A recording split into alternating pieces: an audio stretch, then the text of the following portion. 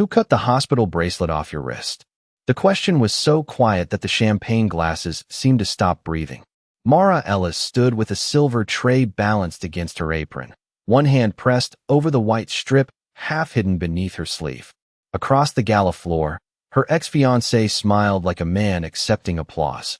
At the corner table, the Mafia boss did not look at her face.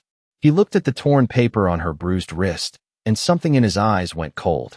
3 hours earlier, Mara had been sitting on the edge of a hospital bed, counting the seconds between the monitor's beeps and the baby's kicks. The nurse had told her to stay. The doctor had said the words slowly, as if softness could make them less dangerous. High-risk pregnancy, bleeding, rest, no standing, no stress. Mara had nodded the way poor women learn to nod when instructions cost more than they can afford. Her uniform hung from a plastic chair beside the bed, black dress shirt, stiff apron, name tag polished with her thumb until the letters almost shone. Mara Ellis. Server. As if that small rectangle could keep her insured, employed, alive. The hospital bracelet had been snapped around her wrist at noon. By 5, someone had tried to cut it off before discharge. Not removed it properly. Cut it. A rushed slice through the paper, leaving the barcode damaged but the letters still visible. OBHR. High-risk obstetrics. Mara saw the nurse glance toward the hallway before doing it. Saw the man in the gray suit standing near the vending machine, pretending to read his phone. She did not ask questions. She slid the torn bracelet under her sleeve, folded the discharge receipt into her apron pocket, and took a photo of it with her old cracked phone before the screen went dark. At 7:04, she entered the private dining room of Bella Rosa, where chandeliers poured gold over donors, judges, surgeons, and men who smiled with money in their teeth. The gala was raising funds for mothers like her. That was the first cruelty. The second was Evan Vale. Her ex-fiancé stood near the stage in a Navy suit, charming 3 board members, his hand resting over his heart as a senator praised his work, protecting women's healthcare rights. When he saw Mara, his smile did not change. It sharpened. He waited until she passed with champagne before speaking loudly enough for the table to hear. Mara, still working nights? I admire women who keep going after personal consequences. A few people laughed into their napkins. One woman looked at Mara's belly, then at the tray, as if pregnancy in an apron was a public inconvenience. Mara kept both hands steady. She did not give him tears. She gave him a sentence. Your glass is empty, Mr. Vale. The smile weakened for half a second. Only one man noticed. Dante Russo sat at the corner table with his back to the wall, untouched wine before him, 2 silent men behind his chair. He had not come for charity. He had come because one hospital contract had started smelling like rot. He watched Mara lower the tray, watched her sleeve slip, watched the torn bracelet flash white under the chandelier. Evan saw it too. For the first time all night, the lawyer stopped smiling. And Dante Russo realized the little strip of paper on the waitress's wrist carried the same hospital code as the sealed file his lawyers had been denied that morning. The code sat on Mara's wrist like a secret that had learned how to bleed through paper. Dante did not move toward her. He did not lift his voice. He simply turned his wine glass once by the stem and watched Evan Vale recover his smile. That was the first thing Dante noticed. Guilty men often looked frightened when the wrong detail appeared. Powerful guilty men looked offended that the detail had appeared without permission. Evan touched the knot of his tie, then glanced toward the service door. A manager named Paul Whitcomb appeared almost immediately, as if he had been waiting behind the wall for a signal. Mara, Paul said, too softly for discipline and too loudly for kindness. Maybe you should take a moment in the back. We can't have guests uncomfortable. Mara kept the tray level. I'm assigned to table 7 until dessert. You were assigned to table 4, Paul said. She looked at him then. Not scared. Not angry. Careful. No. You changed it at 6:58. Paul's mouth tightened. Around them, conversations thinned into listening. A woman in pearls leaned toward her husband and whispered something that ended with the word unstable. Evan sighed with the patience of a man performing sadness for an audience. This is what I was worried about, he said. Mara has been under tremendous pressure. I told the hospital she needed support, not a room full of triggers. He said hospital like he owned the word, like it belonged on his tongue more than it belonged around her wrist. The small laugh that moved through the table did not sound cruel at first. That made it worse. It sounded reasonable. Mara set one champagne flute down because her fingers had started to go numb. The glass kissed the white tablecloth without a sound. "I'm not confused," she said. "And I'm not leaving my shift." Paul stepped closer. His smile stayed in place, but his eyes dropped to her apron pocket. "No one is accusing you of anything. We're just trying to protect the evening." Dante looked at the apron pocket too. The fabric was torn near the seam, not ripped by age but pulled hard once and hidden under a fold. A white corner showed from inside. Receipt paper. Hospital receipt paper. His hand moved beneath the table. Not a gesture anyone else would notice. Behind him, Nico took out his phone and photographed the room, not the guests, the angles, the service door, the camera above the wine cabinet. The manager's hand resting too close to Mara's pocket. "Cleared to work?" a donor asked, frowning over her salad plate. "Is that even legal?" Evan spread both hands as if helpless. "I can't discuss private medical matters. I only hope she hasn't put the restaurant in a difficult position." There it was. Not insult. Liability. A cleaner blade. Mara heard it too. Her shoulders rose with one slow breath. For a moment, the whole room seemed to press against her belly, her name tag, her old shoes. Then she reached into her apron, not for the receipt, but for the folded shift slip beneath it. "This is my copy," she said. "Table 7. 7 p.m. signed yesterday." Paul's smile disappeared for less than a second. Dante saw it. He also saw Evan stop touching his tie. Paul took the paper from her before anyone else could ask to see it. "This isn't necessary." Mara did not let go. The paper stretched between them. Small, cheap, almost nothing. But she held it like a door against a storm. "Then give it back." Silence spread. Not empty silence. The kind that made polished people remember they had bodies. Paul released the slip. Mara folded it once and put it back behind the hospital receipt.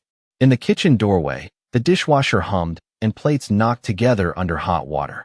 For 3 seconds, the ordinary sound almost saved the room. Then Mara's old phone buzzed inside her apron. She flinched before she could stop herself. A notification lit the cracked screen through the fabric. "Bank alert. Insurance payroll deduction reversed." Dante's eyes narrowed.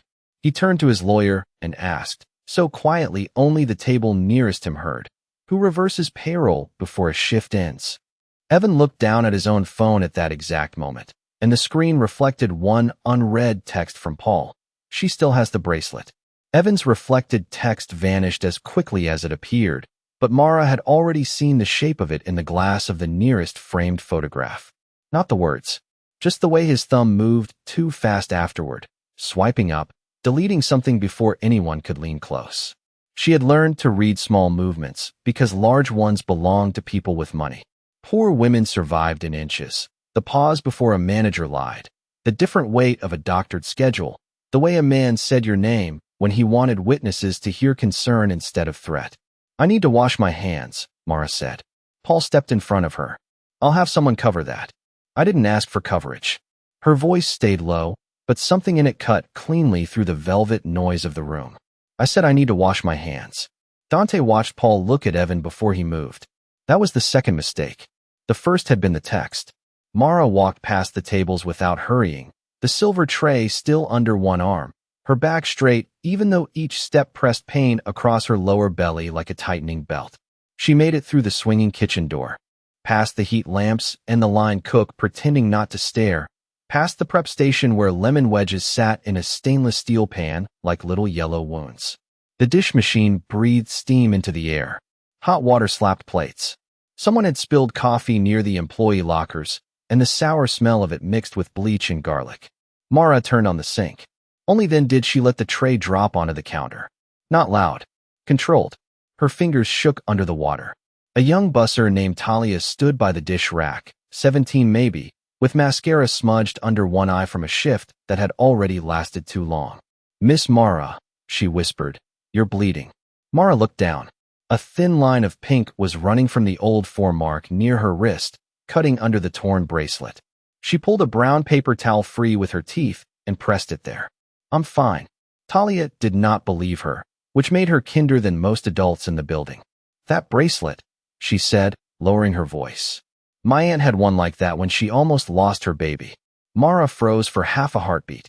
Then she reached into her apron and took out the folded hospital receipt. Not the one Paul had almost grabbed. The second one. Smaller. Crumpled. Hidden behind her name tag. She opened it just enough to check the discharge time again. 5:42 p.m.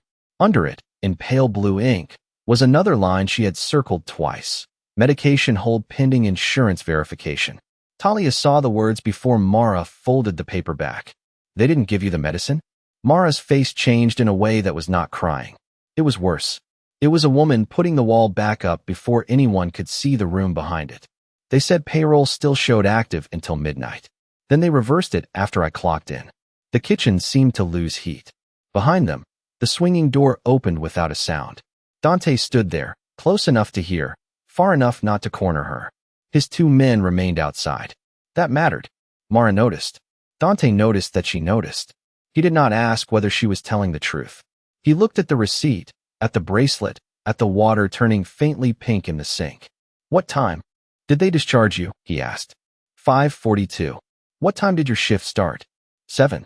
What time did payroll reverse? She looked down at the cracked phone in her apron.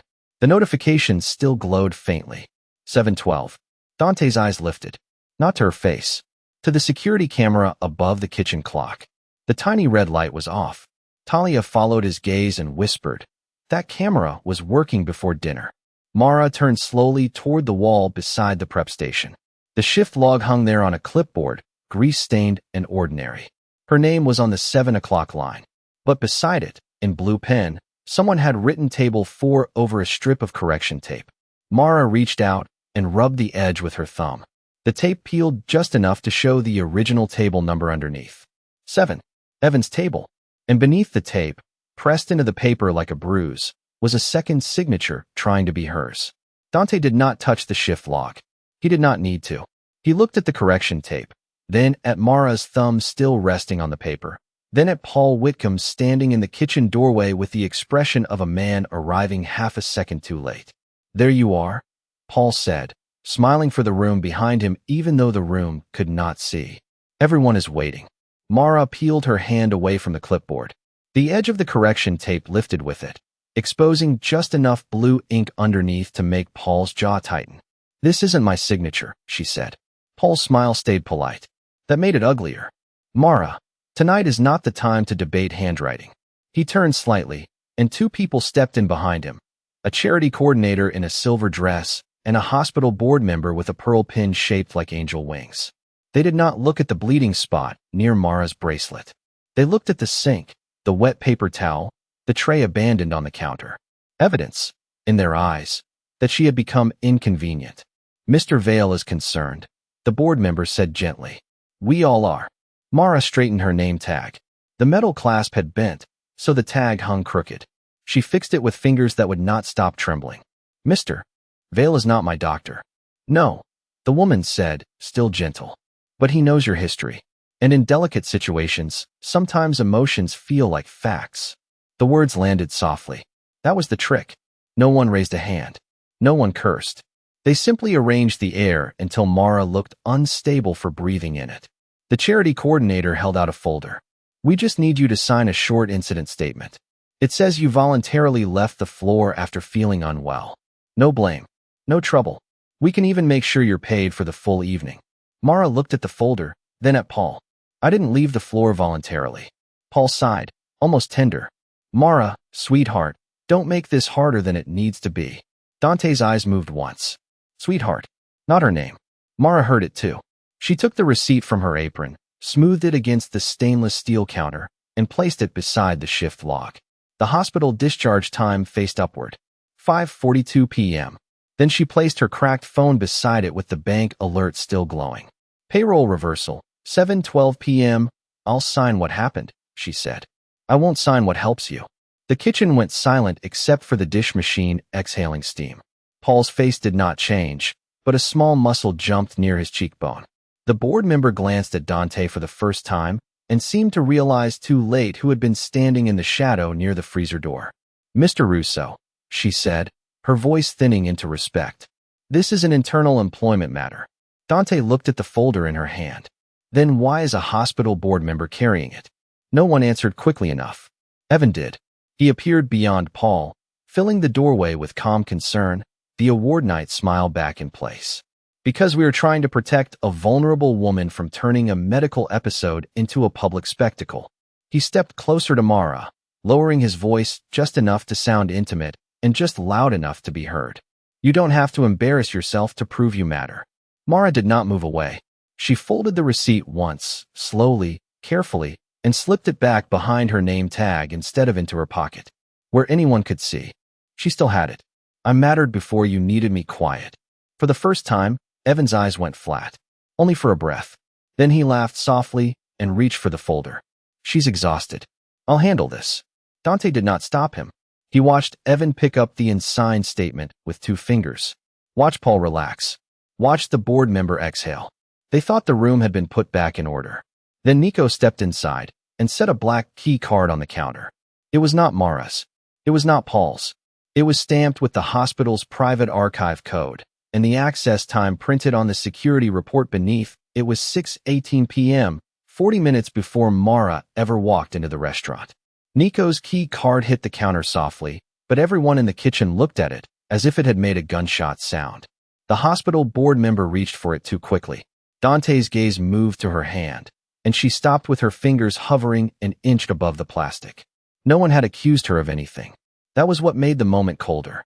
That card belongs to the archives, she said. Many people have access. Then many people can explain why it was used at 6:18, Dante said. Evan smiled with careful sadness. Mr. Russo, with respect, this is how misunderstandings become tragedies. A scared employee. A few routine access logs. A medical bracelet she clearly should have removed before coming to work. Mara's hand closed over her wrist. Not to hide the bracelet this time. To keep it. They tried, she said. The room turned toward her. Even the dishwasher seemed to hold its breath between cycles. Mara reached into the inside seam of her apron, where the stitching had been opened and sewn back by hand. From there, she took out her old phone. The screen was spiderwebbed from one corner, the case yellowed, the charging port held together with clear tape. It looked like something the rich people upstairs would have thrown away without checking if it still had a heartbeat. Mara unlocked it with shaking fingers and opened a recording app. There was one saved file. No title, just a date, 3 days old, and a time stamp. 11:46 p.m., Mara, Paul warned softly. Careful. She did not look at him. I have been careful for months. She pressed play. At first there was only static, then the thin, steady rhythm of a fetal monitor. A small sound. A private sound. The kind that should have belonged to a quiet room, not a stainless steel kitchen full of people waiting to decide whether a waitress was worth believing. Then Evan's voice came through, lower than his public voice, warmer and more dangerous for being warm. Withdraw the complaint, Mara. No hospital wants a pregnant waitress accusing donors she doesn't understand. The board member shut her eyes. Evan did not flinch. That was what frightened Mara more than anger would have. He had already prepared for this. A partial recording, he said, taken during a medical crisis. She was emotional. Mara's thumb tightened on the phone. The monitor beat on in the silence. Then her own voice, small but clear, came through the speaker. I saw the tag. Evan's recorded voice answered.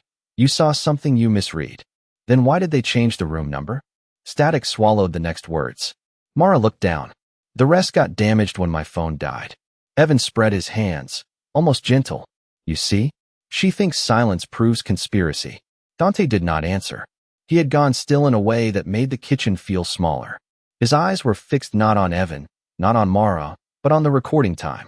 11:46 p.m. 3 nights ago. The same hour his consigliera had told him the hospital's surveillance system went dark for maintenance. Dante remembered the report because maintenance had lasted exactly 7 minutes, and men who hid crimes loved numbers that looked ordinary. He looked at Nico. Pull the archive outage. Evan's smile held, but his left hand slipped into his coat pocket. Mara saw the motion before anyone else did. He does that when he's about to call someone, she said quietly. Dante's eyes shifted to Evan's hand. Don't. One word. The kind that made every polished person in the kitchen remember how far they were from the exits. Evan slowly removed his hand, empty. But the coat pocket stayed pulled open just enough for Dante to see the corner of a folded paper inside. Cream stock. Hospital. Letterhead. And on the exposed line, barely visible beneath Evan's thumbprint, was the name of the man Dante trusted to review every charity contract before it touched his table. The cream hospital letterhead stayed half-hidden inside Evan's coat pocket, but Dante had already seen enough of the name to feel the room change shape. Conrad Bell, his own charity counsel, the man who had reviewed every hospital contract, every donor list, every clean little sentence designed to make dirty money look blessed. Dante did not look at Evan again. He looked at Mara, and for the first time, the silence between them did not ask whether she was telling the truth. It asked how many times no one had listened. Nico, he said. Nothing more. Nico understood. He lifted the key card, the recording time, the payroll alert, and the photo of the torn bracelet into a single encrypted message, then stepped toward the walk-in cooler where no guest could overhear him. The dish machine started again behind them, coughing steam into the kitchen. Plates knocked together in hot water. A spoon rolled off a prep counter and hit the tile with a small silver sound. Mara flinched anyway. Dante saw it. So did Evan. She needs to sit down, Evan said, careful and kind for the witnesses. This is becoming cruel. Mara looked at him then. Her face was pale, her lips dry, one hand resting just under her ribs where the pain came and went in slow waves. Cruel was changing a dead woman's room number, she said. The board member's pearl pin trembled as her breath caught. Dante's eyes moved to Mara's. Whose room number? Mara swallowed. Not fear this time. Memory. Alina Torres. She was in bed 318. I heard the nurses call her name all night. The next morning, the chart said 312. Different doctor. Different notes. Same baby blanket still in the trash. No one spoke. The kitchen, which had been too bright a moment before, seemed suddenly underlit. Every stainless steel surface reflecting faces that did not want to be seen. Dante's lawyer entered through the back door without a coat, rain dark on his shoulders, a tablet in his hand. He did not greet anyone. He placed the screen on the counter. Archive. Outage, he said. 3 nights ago. 11:44 to 11:51. Maintenance request filed by Conrad Bell. Evan's fingers tightened once, barely. Dante noticed. Mara noticed. Paul did not. Because Paul was watching Dante now, realizing the room had stopped obeying the script. The lawyer swiped again. Archive key card used at 6:18 tonight. Authorized under donor legal review. Another swipe. Payroll deduction reversed at 7:12. Manually, not automatically. Mara's eyes lowered to the bracelet on her wrist. I don't want money, she said. Her voice was quiet, but it found every corner of the kitchen. I don't want a settlement. I want my name written right. I want Alina's name written right. And I want them to stop using bills to make women shut up. Dante held her gaze for 1 second longer than comfort allowed. Then he turned to the board member. Where are the original files? She tried to answer. Nothing came out. Evan answered for her. Protected. As they should be.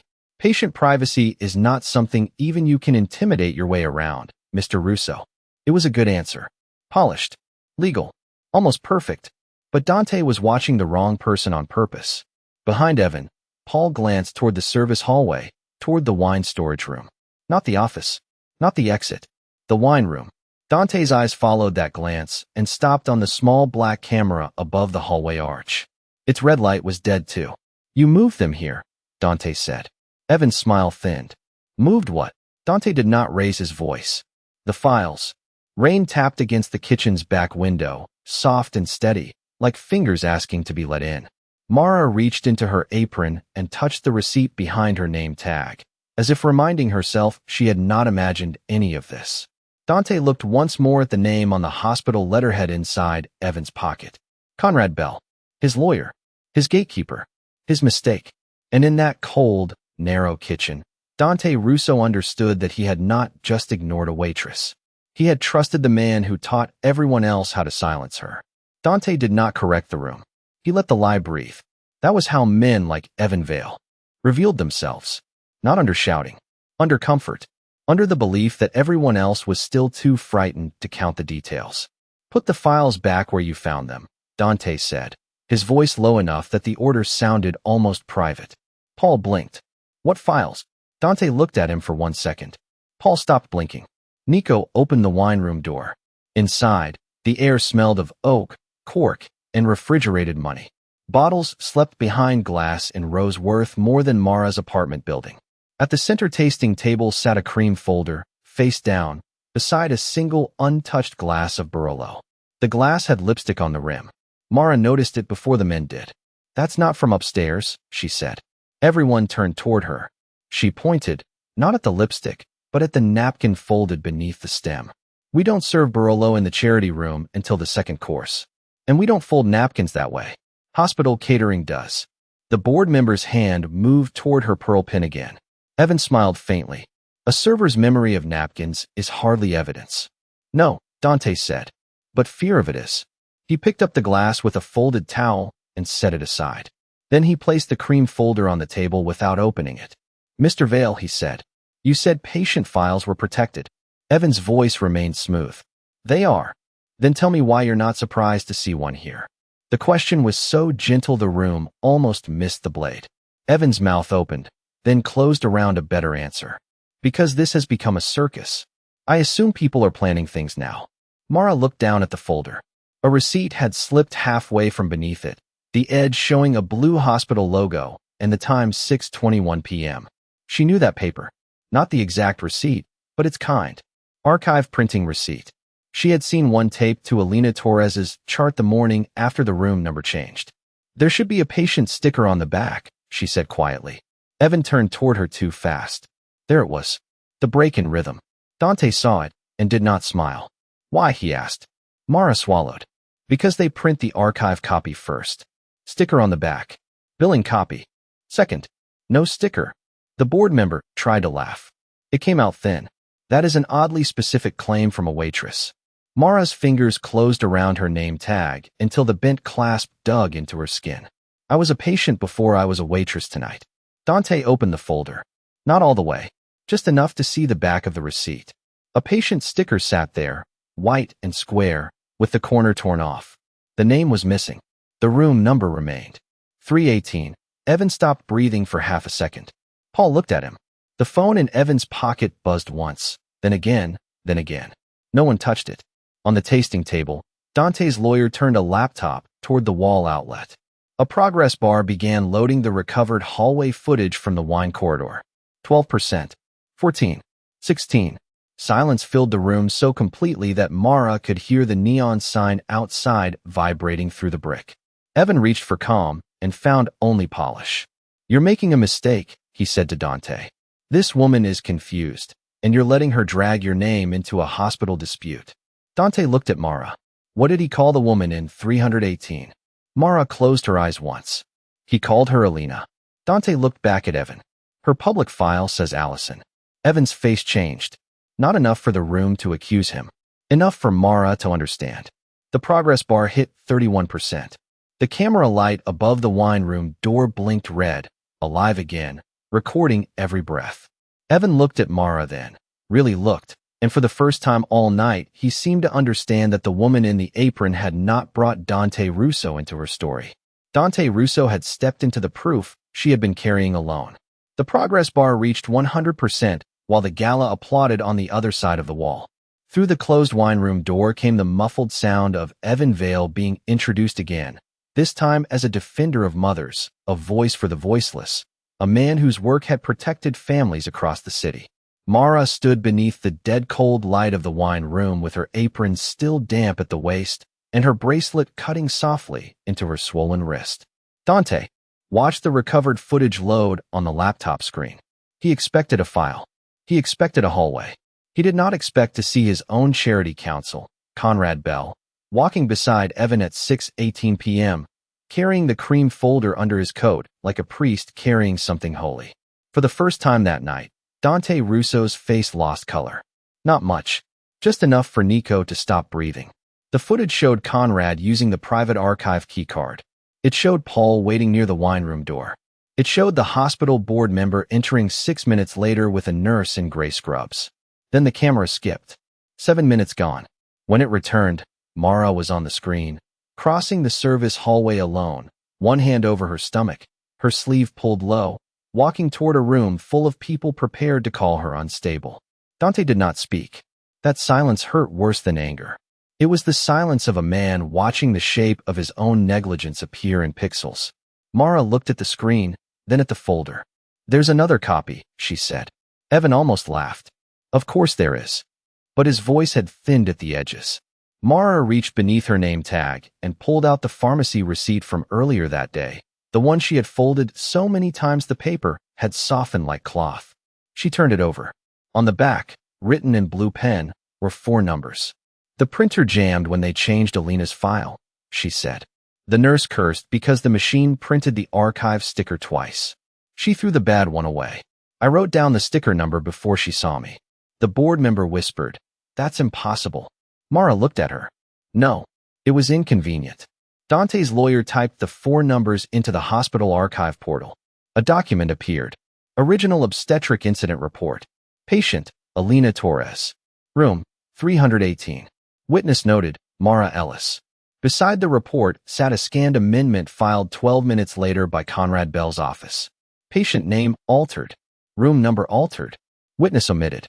Liability shifted. The room became so quiet the expensive wine coolers sounded like breathing machines. On the other side of the wall, the gala host called Evan to the stage. Dante closed the laptop halfway. Opened the door. Nico did. Light and applause flooded in. Dante walked out first, not fast, not angry, just certain. Mara followed with the old phone, the torn bracelet, the pharmacy receipt, and the name tag still crooked on her chest. The applause died unevenly as people turned. Evan stood at the podium, award in hand. His smile flickered when he saw the laptop in Dante's lawyer's hands. Dante did not take the microphone from him. He simply looked at the screen behind the stage. The charity video cut out. In its place appeared Conrad Bell in the hallway, the archive key card, the altered report, the original file with Mara's name restored in black type. Then Mara's recording played, fetal monitor first, Evan's voice second. "No hospital wants a pregnant waitress accusing donors she doesn't understand." No one moved. Mara stepped to the edge of the stage. Her voice shook, but it did not break. Her name was Alina Torres. "My name is Mara Ellis." And neither of us was confused. Dante looked at Conrad Bell, standing near the donor table with a glass of untouched wine in his hand. The man he had trusted lowered his eyes. Dante placed the torn hospital bracelet on the podium beside Evan's award and said, calmly enough to freeze every witness in the room, "Call my attorney. The real one." Dante's real attorney arrived before the award touched Evan Vale's briefcase. By midnight, the gala had no music, no champagne, no speeches left polished enough to survive what the screen had shown. The hospital board voted in emergency session with cameras still rolling and donors still seated in their diamonds. Conrad Bell was removed from every charity account bearing Dante Russo's name. Evan's legal access was suspended pending investigation by the State Bar. Paul Whitcomb was escorted out through the same service hallway where he had tried to make Mara disappear. No one shoved him. No one threatened him. That made it worse. He walked past the dish station, past the prep table, past the servers who had watched him smile over their stolen hours for years, and not one of them lowered their eyes. The hospital issued a corrected record. Before dawn, patient, Alina Torres. Room, 318. Witness, Mara Ellis. It was only black ink on white paper, but when Mara saw her name restored beside the truth, her knees almost gave out. Not because she was weak, because for months, she had been carrying a dead woman's name, her own unborn child, and a lie too heavy for one body. Dante did not catch her like a hero in a movie. He pulled out a chair. "Sit," he said. And when the board chair began to apologize in private, Dante stopped her with one glance. Publicly. So she did.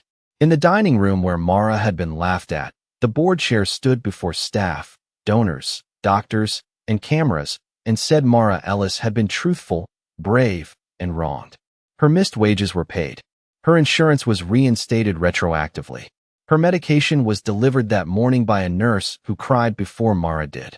Alina's family received the original report and legal counsel paid for by the fund that had once been used to bury them. Dante did more than write checks. He closed Bellarosa for 1 week and reopened it with new rules nailed into the employee hallway.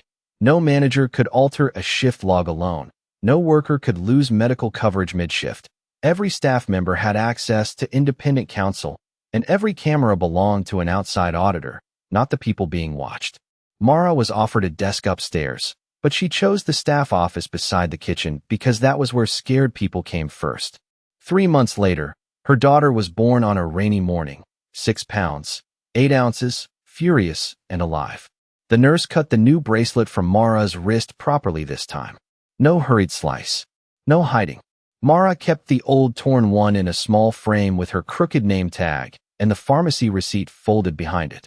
Dante visited once, quietly, with no guards in the room and a paper cup of hospital coffee warming his hands. He looked at the frame for a long time. "You should throw that away," he said softly. Mara smiled without looking down. "No, that's the first time they wrote the truth on me and failed to erase it." Dante said nothing after that. He only set the hot coffee beside her bed and stood in the warm silence. While the woman they had tried to make invisible held her daughter beneath the morning light, finally listened to, finally believed.